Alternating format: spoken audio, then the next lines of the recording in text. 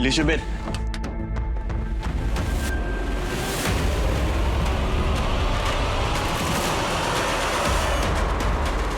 Ba't nagpunta ka naman dito? Alam mo naman pwede mangyari pag nakita ka ni Ma.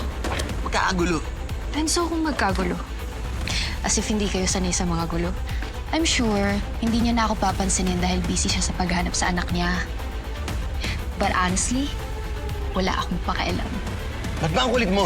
Natural. May pinagmanahan.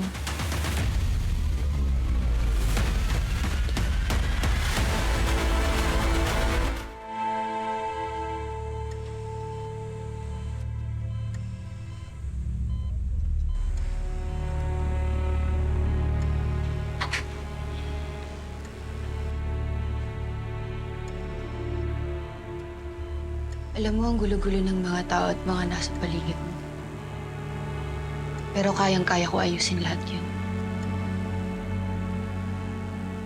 Sana pagising mo, kausapin mo na ako. Para malaman mo kung anong kaya kong gawin para sa'yo. Kailangan mo ako.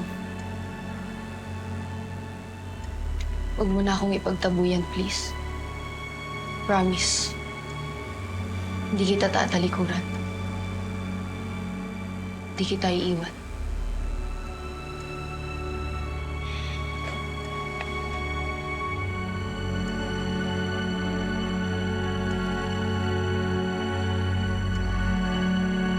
Jay Caparas, lumuhod ka sa lupa.